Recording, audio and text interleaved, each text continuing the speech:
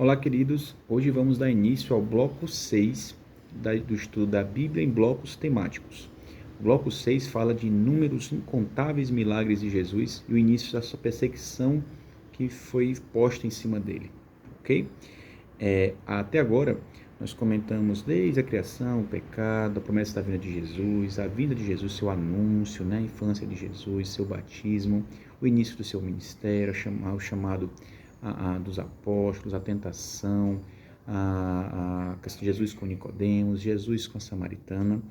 E agora nós vamos comentar por alguns capítulos, citando Marcos 8, em algum trecho, citando Mateus 12, João capítulo 5 a 10. Então nós vamos ficar aí mais ou menos em umas 4 ou 5 partes nesse bloco 6, e esse vídeo é a parte 1, que nós vamos falar um pouco sobre Marcos capítulo 8, dos versos 22 a 26, e sobre Mateus 12. Nos outros vídeos nós vamos dar sequência acerca de João, de capítulo 5 ao capítulo 10, tá bom? Então, falando sobre esses incontáveis milagres que não caberiam em todos os livros do mundo, a palavra fala isso, né? Se a gente fosse comentar, a gente vai dar exemplos, mostrar a situação de como a graça e o poder de Deus se manifestou em seu Filho amado, o próprio Deus também, segunda pessoa da Trindade, aqui nessa terra. Ele realizou maravilhas e milagres, né? Então, a gente parou sobre o encontro de Jesus com a samaritana.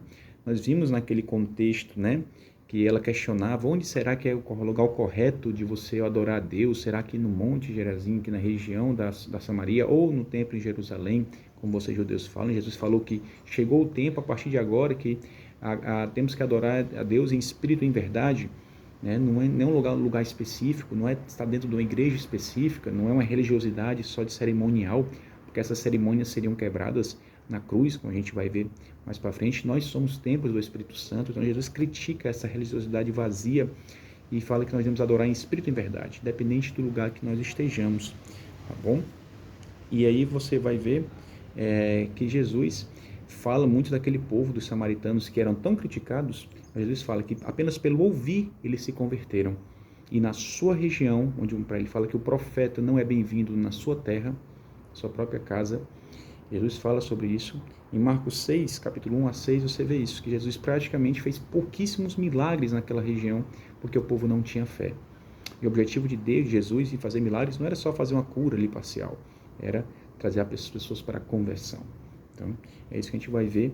Então, dando sequência ainda, falando agora sobre esses milagres, vamos citar Marcos, capítulo 8, verso 22 a 26, falar rapidamente sobre isso, porque o Evangelho de Marcos, eu pouco vou falar nos vídeos, porque ele é um evangelho mais curto. Eu vou trazer só quando tiver alguma coisa em Marcos que não é citado muito em Mateus, em Lucas, em João. Por quê? Porque Marcos foi o primeiro evangelho a ser escrito, tá certo? Provavelmente sob influência de Pedro, mas é um evangelho muito direto ao ponto. Alguns estudiosos gostam de indicar a leitura de Marcos de maneira mais rápida, para as pessoas terem uma noção geral da história do evangelho de Jesus. Ok, acho muito interessante isso também, tá bom? Eu prefiro essa proposta em linha de raciocínio, como a gente está fazendo em blocos temáticos. Mas é uma leitura mais jornalística, mais rápida. Então, quando tiver algum ponto de Marcos, né, que não estiver, como esse caso aqui em outros evangelhos, eu vou citar também. E nesse caso aqui, a gente vê no verso 22 a 26, do capítulo 8 de Marcos, já um exemplo de um dos milagres nesse ministério de Jesus que está se iniciando junto com seus apóstolos, né? Fala que Jesus, chegando a Betsaida, algumas pessoas trouxeram um cego à sua presença a Jesus e rogavam-lhe que o tocassem, né? Isso no verso 22. Já no verso 23 fala: então ele tomou o cego pela mão e o conduziu para fora da aldeia. Em seguida cuspiu nos olhos daquele homem e lhe impôs as mãos e indagou: vês alguma coisa? Então Jesus, que foi o próprio Deus, o próprio verbo ativo da criação, que moldou o homem, usou sua saliva, um poder de vida, para curar aquele cego, usando de maneira simples, um ato simples de amor, e aquele cego veio a recobrar a sua visão de forma maravilhada. Jesus fez isso aí, levou ele para fora da aldeia, pediu para ele não sair por aí espalhando, porque ele queria que as pessoas crescem pelo que estavam ouvindo, pela abertura do coração, e não só por ver milagres, tá certo? Jesus vai sempre recomendar isso.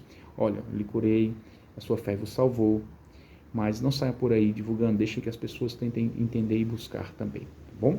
Então, esse exemplo leiam de 22 a 26 em Marcos, e vamos nos deter mais hoje em Mateus capítulo 12. O vídeo de hoje fala de Marcos 8, 22 a 26 e principalmente de Mateus 12. Os próximos vídeos de João 5 a 10. Então, em Mateus 12 a gente tem um capítulo riquíssimo, que se eu fosse fazer um vídeo aqui, teriam horas e horas de vídeo, mas vou tentar comentar por cima acerca desse tema dos milagres de Jesus, da perseguição que ele sofreu. E um dos pontos que levou a muita perseguição de Jesus foi a questão também do sábado. A gente vai comentar aqui de maneira mais geral, não vou entrar nesse debate ainda, a questão do sábado e domingo, vou deixar isso lá para Apocalipse 14, para a gente ter uma visão completa da Bíblia acerca disso. Mas a gente vê no Mateus capítulo 12, no verso 1, assim, que Jesus, naquela época, passou pelas lavouras de cereal em um dia de sábado. Seus discípulos estavam com fome e começaram a colher espigas e comê-las. Então, os discípulos estavam com fome, colheram e comeram. E isso era proibido, porque tem a questão do mandamento do sábado, do Shabat, de você não trabalhar, é isso que a gente vê nos 10 mandamentos, e toda a Bíblia que a gente já comentou, até em Gênesis também, no comecinho. E os judeus começaram a condenar aquilo, né, porque eles estavam colhendo. Os judeus, além dos 10 mandamentos e a lei de Deus em geral, criaram mais de 600 normas, né, algumas até irracionais, com todo respeito. E Jesus criticava muito essa falta de bom senso. Ele não veio para cancelar os mandamentos, como ele falou, não vim para cumprir a lei, eu não vim para abolir nada, nem um tio, nem uma vírgula, a última vez Mateus 5 foi abolido, mas eu vim para dar cumprimento perfeito. Então Jesus vem para trazer bom senso, ele traz bom senso ao cumprimento da lei de Deus. E ao sábado não seria diferente. Ele falou, no verso 3, vocês não lembram, para esses judeus que estavam acusando, que Davi, que estava com fome com seus homens, comeram dos pães da proposição, os pães que ficavam sem fermento num santuário, e os foi permitido? Vocês não lembram que o sacerdote trabalha mais ainda no dia de sábado, mas também a eles é perdoado? Então Jesus faz esse contraponto, né? No verso 1, no verso 3, né? Verso 4, né? E o verso 5 também falando sobre isso, né? Até chegar no verso 6 a 8, em que ele fala assim, pois eu vos afirmo que aqui está quem é maior do que o templo. E no verso 7, entretanto, se vós soubesseis o que significam essas palavras, eu quero misericórdia e não mais sacrifícios, não terias condenado os que não têm culpa. Então Jesus nos pede misericórdia, amor, coração aberto e arrependidos. E não só sacrifícios, muitas vezes feitos de maneira vazia, como muitos deles faziam naquela época das cerimônias no santuário, faziam apenas por obrigação, às vezes para explorar até o povo, tá certo? Então Jesus vem nos pedir agora misericórdia, amor, piedade, arrependimento. Essas cerimônias da morte, do carneirinho, tudo isso acabou com a cruz, como a gente vai ver. Agora ele quer misericórdia. E no verso 8 ele fala, pois o Filho do Homem é o Senhor do sábado. Então o sábado foi instituído pelo próprio Deus, santificado e separado, abençoado pelo próprio Deus, e Jesus é o Filho dele. Em outro momento fala que ele foi feito para o homem, e não o homem feito para o sábado.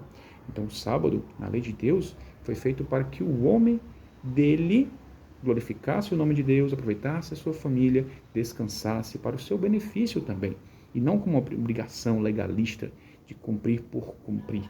Então Jesus traz muito bom senso. E Jesus fala que é lícito fazer o bem no sábado. Ele ensina a como guardar o sábado da maneira correta. Não é só seguir regras e regras e regras e só vai para o céu quem fizer isso. De maneira alguma ele traz bom senso. Jesus, no seu lado humano, além do seu lado espiritual e divino, ele pode se resumir na palavra bom senso. É incrível como ele tem bom senso. E é o que nos falta muito nesse mundo, né, infelizmente. E aí, nos versos 13, ele fala assim, então, dirigiu-se ao homem e disse, ao homem que chegou naquele dia lá, no verso 9, por exemplo, trazem para Jesus para testá-lo novamente, né? Jesus entra numa sinagoga logo depois de falar isso, e eles levam, os judeus ali levam a Jesus, já estava ali um homem com a mão atrofiada, né? E aí os judeus acusam e falam assim, ó, é lícito curar no sábado? Aquele homem que estava ali com a mão atrofiada na sinagoga, né, que é a igreja dos judeus naquela época, e Jesus fala no verso 11, explicando direitinho assim, ó, qual de vocês, se tiver uma ovelha e no dia de sábado ela cair num buraco, vocês não irão lá retirá-la fazendo um esforço? Vocês vão trabalhar para retirar aquela ovelha, não é verdade? Assim sendo, vale mais a ovelha ou o homem? Por isso é lícito fazer o bem no sábado, como havia falado, né? No verso 12 ele fala isso, ok? Então ele faz o ensinamento àqueles judeus que estavam o acusando, né? E aí no verso 13, então ele fala, né? Para aquele homem da mão atrofiada, né? Estende a tua mão. Ele a estendeu e ela foi restaurada, ficando sã. Né? Em verso 14, diante disso, saíram os fariseus e começaram a conspirar sobre como podemos matar Jesus. Então a perseguição se instaurou de maneira muito forte a Jesus. A gente vai ver também em João 5 e daí para frente, né? E um dos pontos foi essa questão, tanto a questão do sábado, enfim, a lei de Deus, e depois Jesus se declarar como o próprio Deus, filho de Deus, né? Igual a Deus. E isso era uma blasfêmia para aquele povo, né? E aí no verso 15, por exemplo, Jesus vai falando assim: mas Jesus, sabendo disso, afastou-se daquele lugar. Uma multidão o seguiu e ele curou a todos, né? No verso 16, contudo, os advertiu para que não divulgassem suas obras, né? Que é o que a gente já vem falando, que Jesus não queria que isso aí fosse um show, apenas fazer milagres de maneira como mágico. Não é isso. Ele queria que as pessoas buscassem de coração aberto, ouvissem e crescem, né? Como aqueles samaritanos, por exemplo, né? Então, caminhando, ele faz outro milagre a partir do verso 22. Depois disso, aconteceu que lhe trouxeram endemoniado, cego e mudo. Ele o curou, de modo que pudesse falar e ver. Então, outro milagre. Alguém endemoniado, então ele não via e não falava, e Jesus o curou novamente, nesse novo sinal. E no verso 24, os fariseus, para acusar Jesus, não aceitando aquela situação, falam que este homem não expulsa demônios, senão pelo poder de Beelzebul, um dos príncipes dos demônios. Diz que Jesus estava fazendo aquilo ali, não pelo Espírito Santo, mas pelo próprio Satanás. E Jesus, no meio dessas ciladas que lhe eram colocadas, sempre dava respostas de muita sabedoria, né? E no verso 25, Jesus fala: entretanto, Jesus, compreendendo os pensamentos deles, lhes afirmou: todo reino dividido contra si mesmo será arruinado por si só, e toda cidade ou casa dividida contra si mesma não resistirá. Jesus questiona: se o diabo está dividido com ele mesmo expulsando os seus próprios demônios, deixa para lá que ele vai se acabar sozinho, mostrando para eles que não era o próprio inimigo que estava fazendo aquilo, que ele fazia aquilo pelo Espírito Santo de verdade, né? Então a gente chega até o verso 30, em que Jesus fala assim: quem não está comigo está contra mim, e aquele que comigo não colhe, não espalha. Então não há meio termo. Com Jesus é sim ou não. Ou você está a serviço do reino, aberto à ação do Espírito Santo, ou você está contra o reino, né? Jesus repreende fortemente a hipocrisia daqueles fariseus, né? Do verso 34 ao 37, ele fala mais forte ainda contra esses fariseus, né? Ele fala raça de víboras, né? Víboras. E em outros momentos, em outras passagens, ele fala sepulcros caiados, que são bonitos por fora, mas podres por dentro, né? Sepulcros onde são enterradas, né? Com a cal por cima, bem branquinho, mas são podres por dentro, muito hipócritas, né? Que vocês estão contra, não tem amor no coração, né? De fato, Jesus o maior discurso mais pesados de Jesus é contra a hipocrisia daquele povo. No versos 34 versos 28, Jesus fala sobre o pecado contra o Espírito Santo. E esse pecado é aquele pecado que você, ao fechar o coração, insistir no pecado, insistir no erro, você já fechou tanto o seu coração que o Espírito Santo não consegue mais adentrar e agir. Dessa forma, não tem mais como o Senhor nos perdoar, porque o Espírito Santo é educado, ele pede permissão. Se nós não dermos, o Espírito Santo não consegue agir mais em nossos corações. Isso é muito perigoso. Assim como a Saul, que era consagrado a Deus, pecou tanto, se afastou de Deus, chegou a um ponto que o seu coração havia fechado para São Espírito Santo e não teve mais como ser perdoado. Então esse é o pecado contra o Espírito Santo. Então fala-se sobre isso. Vejam versos 28, 31, 32, 33, tá certo? Sobre a questão do pecado contra o Espírito Santo. Que as pessoas, a árvore boa é conhecida pelos seus frutos, né? Ele vai falar isso mais à frente também. E, para finalizar, fala-se sobre a questão do sinal de Jonas, que Jesus disse que não serão os milagres que serão dados, mas o sinal de Jonas. Não, os milagres não iriam converter as pessoas, mas o sinal de Jonas, que passou 3 dias na boca do grande peixe, e Jesus passaria 3 dias morto e ressuscitaria. O sinal da morte e ressurreição de Cristo, e não milagres por si só.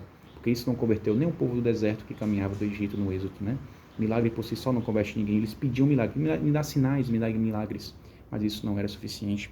E esse não era o propósito de Deus. Que ele pede que nós perseveremos. O restante do capítulo, vou comentar em João 7. Deus abençoe a cada um de vocês. Um abraço, pessoal.